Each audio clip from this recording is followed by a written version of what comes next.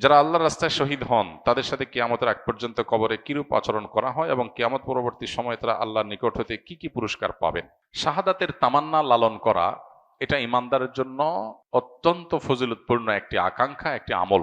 যদি কোনো মানুষের শাহাদাতের কোনো স্বপ্ন না থাকে তাহলে তার মৃত্যুটা অনেকটা মুনাফিকের মৃত্যুর মতো। কারণ একজন মানুষ মুখে বলবেন আমি জান্নাত বিশ্বাস করি, আখিরাত বিশ্বাস করি, আল্লাহর সামনে দাঁড়ানো বিশ্বাস করি, তাহলে সে জান্নাতে যাওয়ার জন্য মরিয়া থাকবে না, এটা তো হতে পারে না। শাহাদাত হলো জান্নাত লাভের সবচেয়ে শর্টকাট পথগুলোর একটা, সবচেয়ে সংক্ষিপ্ত পথগুলোর একটা হলো কি শাহাদাত। হ্যাঁ, মানুষের হক নষ্ট করে থাকলে সেটা কিন্তু শাহাদাতেও কুলাবে না, এটা খুব ডেঞ্জারাস।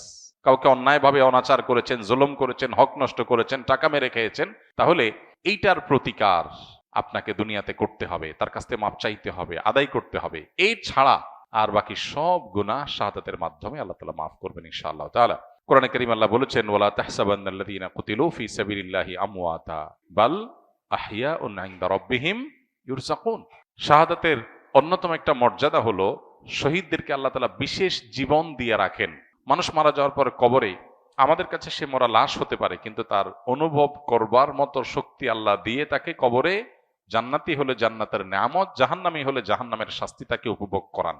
এটি আহলে সুন্নাত জামাতের আকীদা, কোরআন হাদিসের আলোকে প্রমাণিত বিষয়। কিন্তু যারা শাহাদাত অর্জন করেন, শাহাদাত লাভ করেন, শহীদ হন, আল্লাহ তাআলা তাদেরকে একটা বিশেষ জীবন দেন যেটা অন্য সাধারণ মৃত মানুষরা পায় না। এই জন্য শহীদ বাহ্যিক দৃষ্টিকোণ থেকে, দুনিয়াবী দৃষ্টিকোণ থেকে মারা যায়, প্রকৃত অর্থে সে আসলে মারা যায় না, সে অমর থাকে। এটা হলো একটা ফজিলত।